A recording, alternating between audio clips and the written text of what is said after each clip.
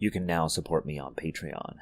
It's no surprise that I love Stephen King's It. I've now read the novel 4 times, an undertaking each time considering the book is just over 1,100 pages. Most of you would have already seen my 10 Things Lost in Adaptation for the original miniseries.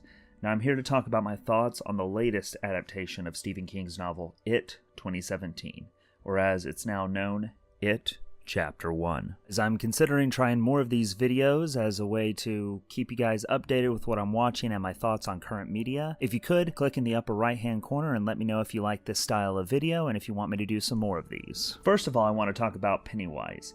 He works. It's weird to have the physical presence there, but not much of a personality. It almost feels like his talk with Georgie is him finding himself, though there is a through line as he reacts to Georgie's discomfort with him. In a surprising turn, it's very close to the original novel's conversation, whereas Cary Fukunaga's first version definitely changed a few things. The rest of the movie is a pretty radical departure from either versions we've experienced before. On the forefront, the adults do not show up in this feature. Instead of the novel's parallel timelines or the miniseries splitting of the storylines, we are just experiencing the kids' storyline in the 1980s. As opposed to the 1950s. Without going into spoilers, the cast on all levels was stellar, from the creepy, unassuming characters in the background to the losers at the forefront. While a couple of characters get the short shrift, all of them still turn up as if the film was solely based on them. Pennywise is also a highlight, though as I stated, he's more of a performer than an actual character. Maybe that's his only real downfall in regards to Tim Curry. The miniseries Pennywise took center stage anytime he came out, even appearing in his clown regalia while in his various transformations, whereas here Skarsgard is the boogeyman at the heart of it all, someone who reveals himself mostly before the kill, even if those ensured deaths happen to slip away. Hell, we even learned the truth behind what it means when it says, "We all float down here." As for where we're left at the end of the film, it's obvious they revealed the true movie title, It Chapter 1. There are major differences in how this adaptation ends, which I'll get to in a minute, but suffice it to say, there are implications to the core story that we'll just have to see how they play out over the next couple of years. At the end of the day, I recommend you check out It Chapter 1. Even though it doesn't remain faithful to the book, it takes the story in some interesting directions that not all will agree with, but still, this is a version all of its own creation. For those of you who aren't interested in spoilers, as always, you can read about me, myself, and mine at justindheard.net. I'm also on Twitter at JustinDHeard. You can also listen to our unfiltered thoughts by picking up the Dubious Consumers podcast. Make sure you check out my Patreon at patreon.com/JustinDHeard.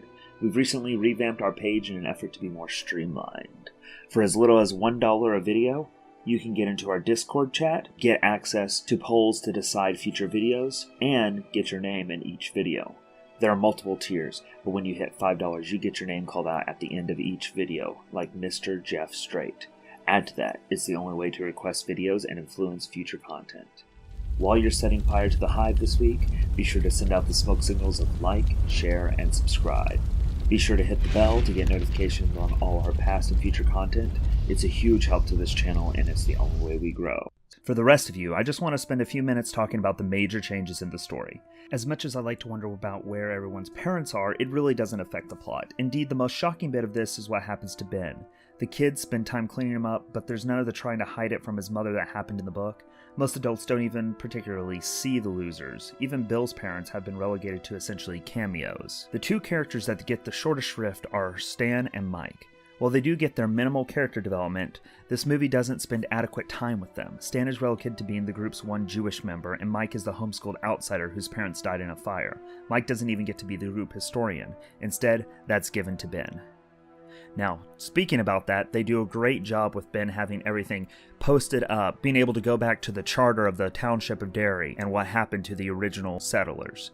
Though I do believe in the book it was over 300 members as opposed to 91. They also do a really good job of actually putting information about Pennywise in the background, such as whenever they're patching Ben up, there is a mural to the Bradley Gang massacre. But even then, Richie is the one who gets the short end of the stick whenever it comes to his fears. Clowns. While Stan's fear of a Mama-esque painting is paid off multiple times, Richie doesn't even get his own encounter with Pennywise until they're already investigating the house on Neibolt Street, putting themselves right in the crosshairs of Pennywise. His original fear, the Paul Bunyan statue, for some reason, is displayed prominently right before he reveals that he's afraid of clowns. By far the best character to me is Bev Marsh. With the exception of her time spent around her abusive father Alvin, She's a breath of fresh air, a self-confident character that breathes life into all the scenes she's in. While there is some exception to her being treated like the class whore, I do like the overall context that puts the story in. My one gripe is that after overcoming and possibly killing Alvin, Pennywise grips her by the throat and makes her a damsel in distress that forces the boys to come to her rescue. In the book, Pennywise uses Alvin to draw Bev out of the city, then manipulates Bowers into chasing the Losers Club into the sewers before they were ready for their final confrontation with it. In this, Bowers explicitly kills his father but leaves behind Belch and Victor. We don't know their fates, and then waits outside Nebolt Street for the rest of the Losers Club to enter. It's only after all but Mike have been lowered into the sewers that Henry attacks. In the fight between them, Mike manages to get away and tackles Henry into the well, flinging him down into the bottomless abyss of that well. Since we're not shown otherwise, all I can assume is that Henry is dead, and you still have to consider the final act of this first movie, where the kids assault Pennywise as well as defeat their major demons in the process. Now, where does that leave us whenever it comes to the next film? Well, for me, the biggest changes are that Ben is the historian in this version, which is only going to muddle the issue when, or if, Mike ends up becoming the librarian as he was in the book. Henry Bowers is most assuredly dead, and I can only assume Alvin as well. Beverly has been sent to live with her aunt instead, so we never get closure there. Whereas in the book, she just moves out after a time. So we have several characters juggled around.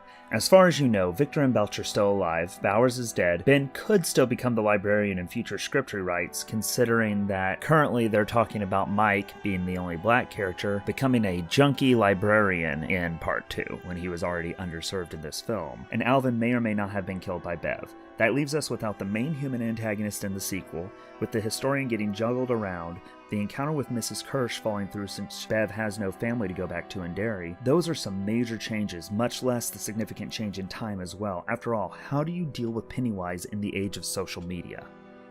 Regardless of where we go from here, It Chapter 2 is setting up to be a far more interesting affair. And that'll do it. This has been Dubious Consumption, and I'm outro.